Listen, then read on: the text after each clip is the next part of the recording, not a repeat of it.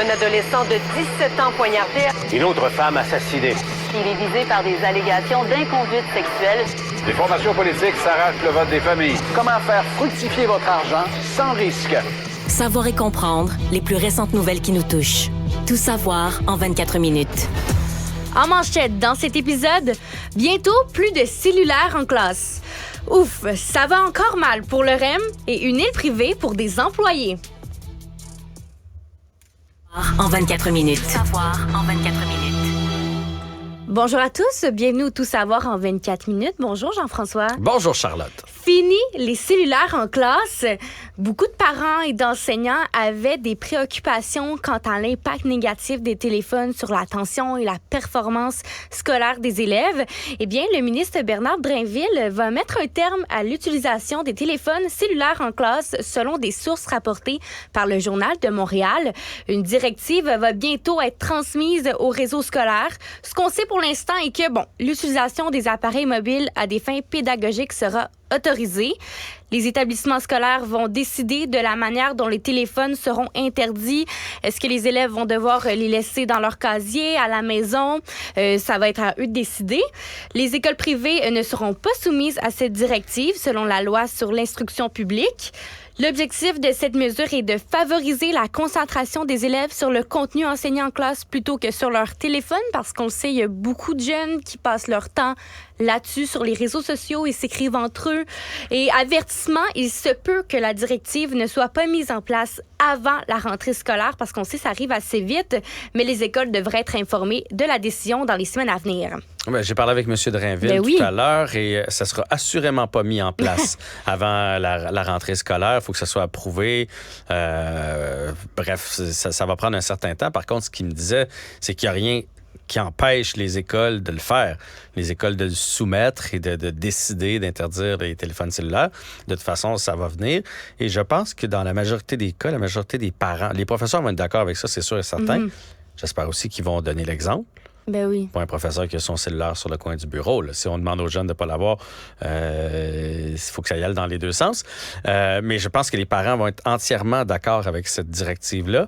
Je pense même que c'est bon pour la société en général d'apprendre à nos jeunes qui peuvent avoir autre chose.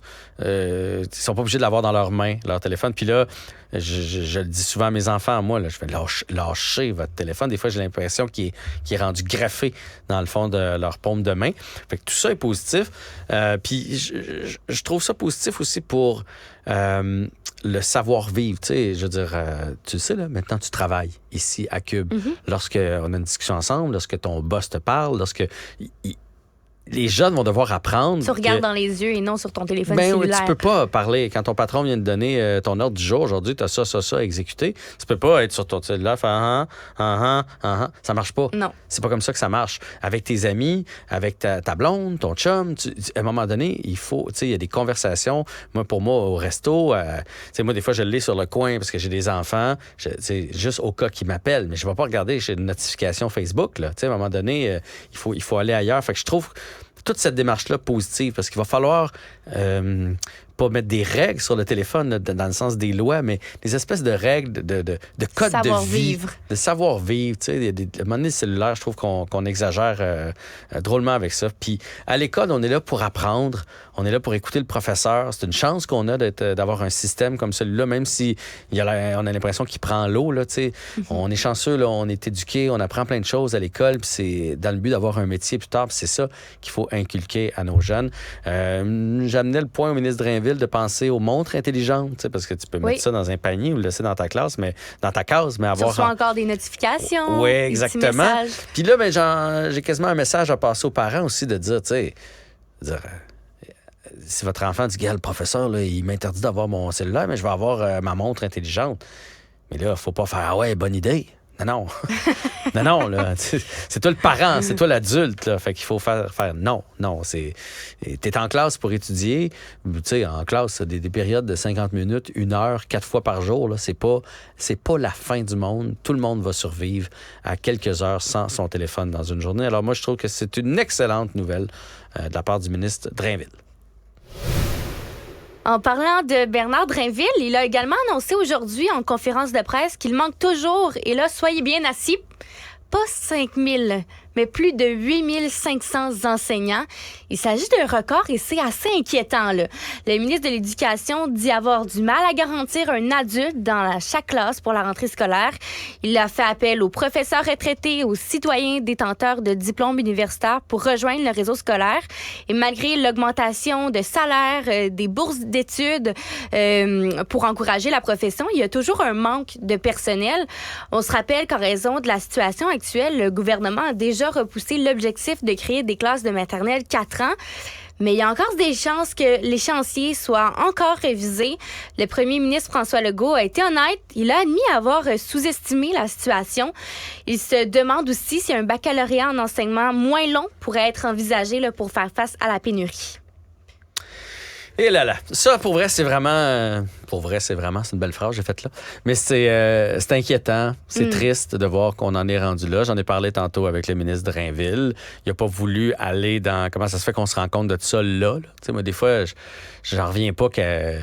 Tout le monde dans les écoles, fin juin, c'est fini. C'est fini, les ministres, les professeurs, les directeurs, c'est fini. On a un congé de 2 mois. Je comprends pas qu'on n'ait pas vu à cette situation-là plus rapidement. Ça venir avant. Oui. Je comprends pas non plus qu'on n'ait pas vu venir ça dans les dernières années, de dire « Hey, on va manquer de profs, là. » C'est facile de voir ceux qui arrivent à 30 ans d'ancienneté, 35 ans d'ancienneté, qui vont prendre leur retraite. Donc, on doit admettre plus d'étudiants et étudiantes. Mais bon, comme il disait, là, ça donne rien de revenir dans le passé. Ça n'a pas été fait. Ça n'a pas été fait.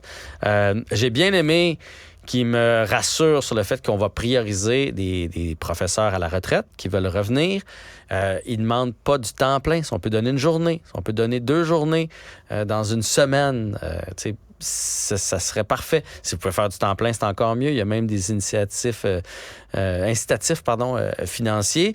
Sinon, il va... Puis là, moi, sur le coup, quand j'avais entendu ça, j'étais plus ou moins d'accord, mais là, je comprends des gens qui ont des bacs, mais des bacs dans des matières enseignées. Donc, des bacs qui ont un lien avec quelque chose que vous pourriez enseigner. Tu sais, moi, je me dis, la personne, ça fait 20 ans qu'il travaille là-dedans, dans un domaine précis. Il connaît le sujet. Il connaît le sujet, puis il peut aider. Je sais qu'il va avoir de la misère à gérer une classe, puis qu'il manque plein de notions qu'on apprend lorsqu'on devient enseignant-enseignante. Je le sais.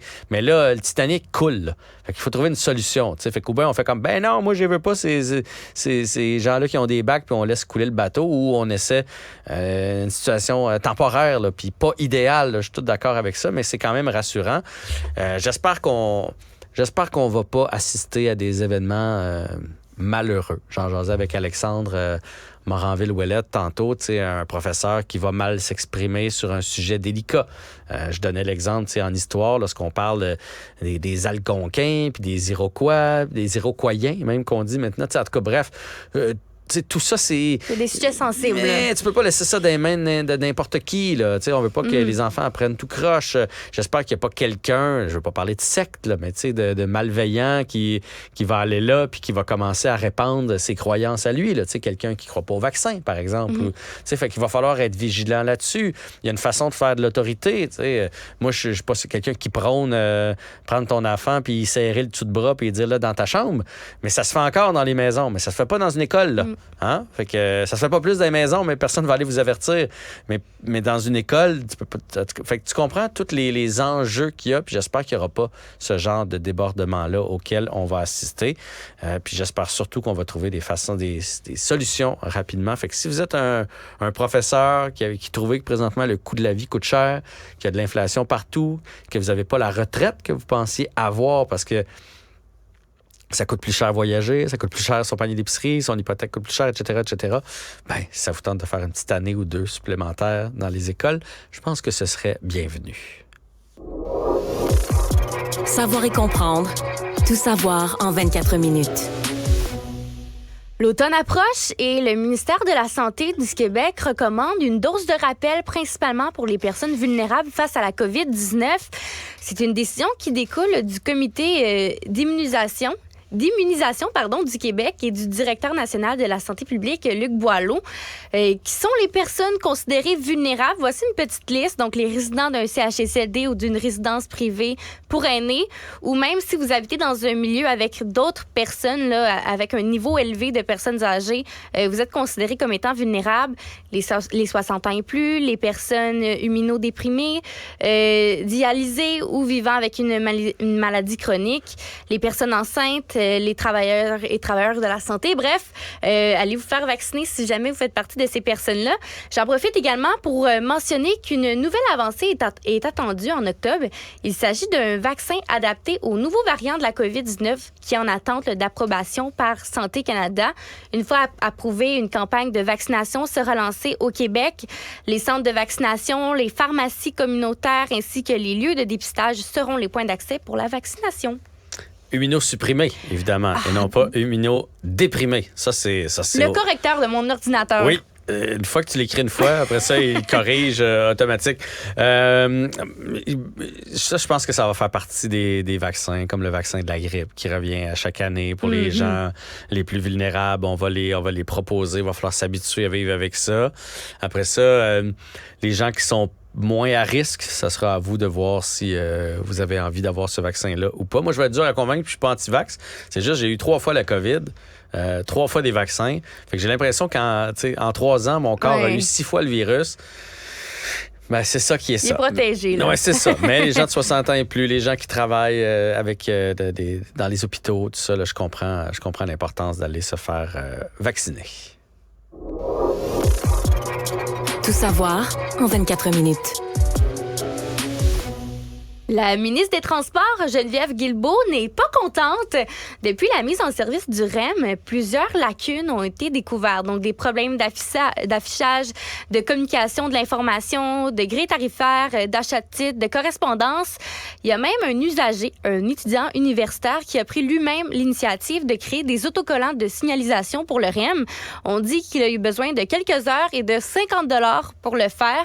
Il y a aussi un autre étudiant qui a créé une application qui permet de recharger une carte aux puces en ligne à partir d'un téléphone cellulaire. Madame Guilbeault a admis que la situation n'a pas de bon sens. Plusieurs de ces problèmes auraient dû être résolus en amont par la RTM, qui avait plusieurs années pour se préparer à l'arrivée du REM.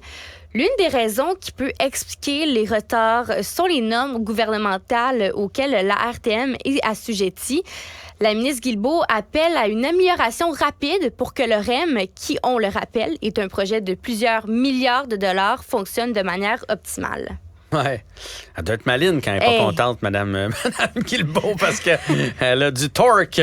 Ben, c'est incroyable, cette histoire-là là, qu'on a pu lire. Dans le fond, c'est que les gens ont de la difficulté à circuler. T'sais. Prenons l'exemple du métro. T'sais, quand tu sors du métro, tu le prends pas souvent. Faut que tu passes par-dessus. Il y a plusieurs directions. Ben, c'est-tu celui qui s'en va à gauche ou c'est celui qui s'en va à droite? Donc, est-ce qu'il faut que tu passes par-dessus la rame ou que tu restes de ce côté-ci? Bon, rapidement, tu comprends le principe. Puis quand tu le fais tous les jours, à un moment donné, tu sais par où passer.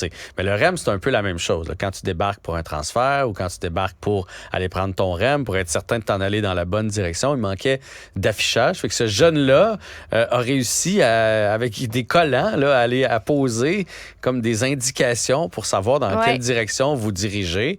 Donc, ça a été fait par un kidam, par monsieur, madame, tout le monde, qui a dit hey, moi, je vais arranger ça, la signalisation pour le REM. Fait que c'est sûr que si tu te mets à sa place, Mme Guilbeault ne doit pas être tellement contente. C'est un projet de plusieurs milliards de dollars. Mais c'est gênant. Mais c'est un peu gênant. C'est un peu gênant. En même temps, il fonctionne de mieux en mieux. J'ai hâte de voir l'achalandage pour le REM parce que hier, je suis allé reconduire ma blonde à l'aéroport. Donc, on a pris le pont Champlain. Donc, on a croisé différents wagons du REM qui étaient juste à côté de nous. Il était pas mal vide. À ma grande surprise, on a même fait une joke. Il y en a un des trains qu'on a croisé, là, il y avait juste une personne dedans. Puis, tu sais, il n'y a pas de chauffeur dans les trains du REM. C'est automatisé. Donc, il y avait vraiment une seule personne. J'ai fait, hey, ça doit être capoté. C'est-à-dire, je suis tout seul là-dedans. Ça arrête au beau milieu du pont ou quelque chose. Je fais quoi, là? Mais c'est ça, j'ai hâte de voir jusqu'à quel point c'est rentable présentement et populaire. Peut-être que je ne suis pas passé sur les heures de pointe. Peut-être qu'il y a énormément de gens qui le prennent sur les heures de pointe. Mais les 2 wagons que j'ai croisés, celui qui s'en allait et celui qui revenait, était particulièrement vide. Je vais te dire, tu n'avais pas besoin, même si tu étais une femme enceinte, d'attendre que quelqu'un te cède ta place. Il y avait de la place en masse. Le Monde. Nouvelle qui nous surprend pas. C'était un peu attendu même, qui nous vient de la Russie. un avion avec 10 personnes présumées à bord, dont le chef du groupe Wagner, M. Prigojine, s'est écrasé en Russie, près d'un village au nord-est de Moscou. L'avion privé devait relier Moscou à Saint-Pétersbourg. Il n'y aurait aucun survivant, c'est ce qu'on dit. Donc, on dit présumé à bord aussi parce qu'on se base sur la liste des passagers. Donc, on ne sait pas si tout le monde était réellement présent. Cependant, le ministère russe des situations d'urgence a confirmé que les 10 personnes à bord, dont les 3 membres d'équipage, ont perdu la vie dans l'accident. Mais pour l'instant, seulement 8 corps ont été retrouvés sur le site de l'écrasement selon les services de secours. Plusieurs vidéos ont circulé montrant des débris en feu et l'appareil en chute libre. C'est assez choquant pour l'avoir vu. La cause de l'écrasement, toujours pas confirmée. M. Prigojine était à l'origine d'une rébellion en juin dirigée contre l'état-major russe et le ministre de la Défense avant d'être désamorcé. Il était également impliqué dans diverses opérations, notamment en Afrique. Et ça, c'est tordu, cette histoire-là. On dirait qu'on est dans un film. Moi, tous les experts que j'avais entendus sur la Russie avaient dit que ces jours étaient comptés à M. Prigojine. On sait que c'était un allié de M. Poutine pendant longtemps, mais là, avait amorcé une rébellion contre M. Poutine. Et même s'il y avait eu une discussion entre les deux puis que M. Poutine avait comme pardonné, les experts disaient « ces jours sont comptés ». Il est patient, M. Poutine, mais il va finir par l'éliminer. On ne sait pas de quelle façon, mais je me souviens même d'avoir entendu « je me tiendrai pas proche d'un balcon. J'aurais peur qu'on me pousse en bas, mettons. » Ce genre de détails-là. Alors aujourd'hui, tu te dis, Prigojine, il en a pris des avions dans sa vie. Là, il a fait la guerre partout. Ouais. C'est quand même étrange que 2 mois après cette rébellion-là, son avion s'écrase. Ça arrive là. Peut-être que c'est juste un accident malheureux. Là. Mais on ça se peut. Mais bon, on sent que ça pose des questions sur est-ce qu'il y a quelqu'un qui a manigancé pour avoir une défaillance? Est-ce que c'était prévu comme ça? Est-ce qu'on a volontairement, on s'est arrangé pour que son avion s'écrase? Si c'est le cas, c'est tordu parce que tu te dis, pour éliminer Prigojine, on a éliminé d'autres personnes 9 autres personnes, qui se sont retrouvées à bord. Donc, on était prêt à sacrifier ces gens-là pour avoir M. Prigojine. C'est tordu pas à peu près. Mais moi, je vais me garder une petite gêne parce que le groupe Wagner a dit que M. Prigojine n'avait pas pris l'avion. Donc, est-ce qu'ils ont été mis au courant que ça se tramait? Est-ce que c'est une façon... Puis là, Alexandre Moranville va penser que je suis un complotiste. Est-ce que c'est une façon, une espèce de main dans la main entre Prigojine et Poutine de dire, regarde, là, on va simuler ta mort, après ça, tu iras te cacher qu'on n'entende plus parler de toi? Est-ce que, tu sais, tout ça est mystérieux, je vais le dire comme ça. Est-ce que c'est un accident? Est-ce que c'était commandité? Est-ce qu'il était dedans? J'imagine qu'on va pouvoir identifier le corps. Là. Tu sais, déjà, tu viens de dire qu'il y a 8 corps sur 10 qui ont été retrouvés. Donc, ça exactement. Se peut qu'il n'était peut-être pas à bord de l'appareil, finalement. On va suivre le dossier de près. Ça va faire jaser dans les prochains jours. Bonne nouvelle pour l'Inde. Elle a réussi à poser un engin spatial sur la Lune. Il s'agit de la mission Chandrayaan-3. L'alunissage s'est produit près du pôle sud lunaire à 12h34. On se rappelle que l'Inde avait réalisé une tentative qui a été avortée il y a 4 ans. Mais aujourd'hui, elle a rejoint le groupe très limité de pays ayant réussi ce défi. Donc la Russie, les États-Unis et la Chine. La Russie avait d'ailleurs tenté une seconde fois d'aller sur la Lune après l'exploit de 1976, mais la mission a échoué. Le premier ministre de l'Inde a qualifié ce jour d'historique. Il était très content de cette nouvelle-là. Grâce à cette mission de 74,6 millions de dollars, un robot mobile destiné à explorer la surface lunaire est maintenant sur la Lune. Cette réussite est considérée comme une contribution significative aux connaissances scientifiques, notamment pour l'exploration du pôle sud lunaire. C'est tout un statement en bon français, une affirmation de la part de l'Inde qui rejoint des pays comme les États-Unis, la Chine et la Russie. L'Inde est en train de s'industrialiser énormément, de prendre sa place sur l'échelle mondiale à toutes sortes de niveaux. Fait que, tu sais, quand on va sur la Lune comme ça, oui, il y a le côté scientifique, le côté découverte, tout ça, mais il y a aussi le côté puissance, de montrer qu'on a la technologie, on a les cerveaux qu'on est capable. qu'on est capable de nous emmener là-bas. C'était le cas la première fois qu'on est allé sur la Lune. On s'en souviendra, c'était une course entre les États-Unis et la Russie. C'est encore le cas. Et en plus de ça, ça arrive la même semaine où la Russie n'ont pas réussi. La Russie, elle, son vaisseau s'est écrasé sur la Lune. Fait que là, tu sais, on vient de montrer qu'on a réussi là où une puissance comme la Russie a échoué. Donc, c'est toute une affirmation de la part de l'Inde d'avoir réussi à se rendre sur la Lune comme ça. C'est un éveil, je dirais, sur l'échiquier mondial. Économie. Jean-François, t'en penses quoi d'une petite île privée pour aller te détendre une petite semaine comme ça, là? Moi, s'il y a de la pêche à faire alentour, je suis partant. S'il y a juste une île, moi, j'aime ça quand ça bouge. J'ai besoin de jouer au volley, de pêcher, de faire du paddleboard, quelque chose. Là. Je suis pas du genre à rester écrasé. Ouais. Il doit y avoir des activités. Il faut qu'il y ait du fun à quelque part. Eh bien, les propriétaires de Mon Technicien, une entreprise d'informatique basée à Laval, ont décidé d'acheter une île dans les Laurentides pour l'offrir à leurs employés. Donc, sur coup, on se dit « Wow, minute, une île? Qu'est-ce qui se passe ici? » Donc, je vous explique un peu le concept. Chaque employé peut réserver l'île jusqu'à 5 semaines par an. Il peut y avoir aussi des groupes également là, pour utiliser, qui peuvent utiliser l'île en fait pour travailler ou organiser des réunions. Pour lui, c'est une façon de les récompenser et de les garder dans un contexte de rareté de main-d'œuvre. Il dit qu'il y a vraiment là, un aspect magique associé à une île.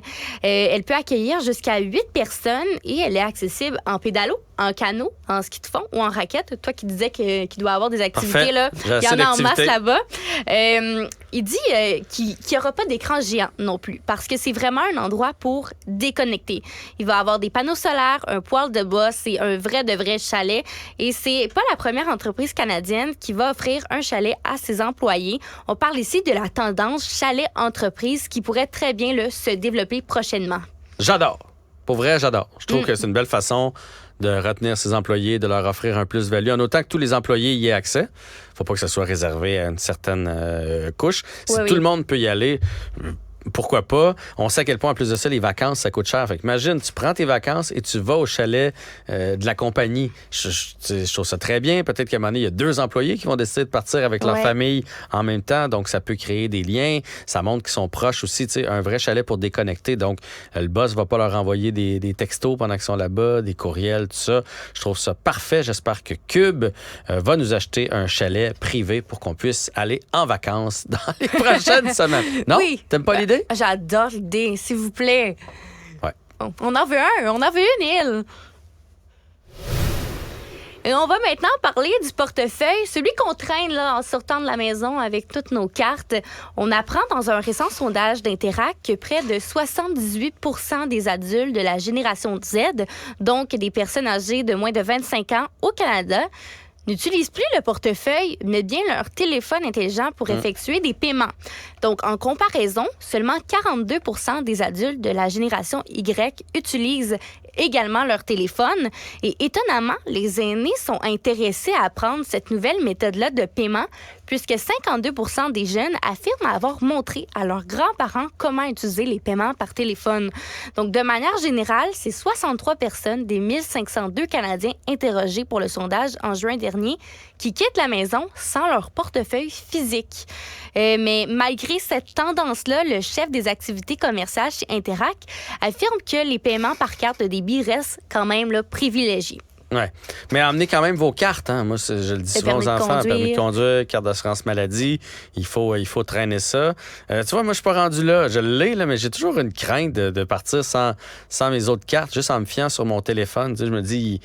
Il bug là, au moment où c'est la commande, la facture au restaurant arrive. Là, puis je trouve que c'est un bel appoint. Oui, mais c'est ça. Surtout que le téléphone, ça fonctionne pas souvent. Ça fonctionne pas tout le temps, le paiement. Des fois, tu es obligé de ressortir ta carte, de faire ton NIP.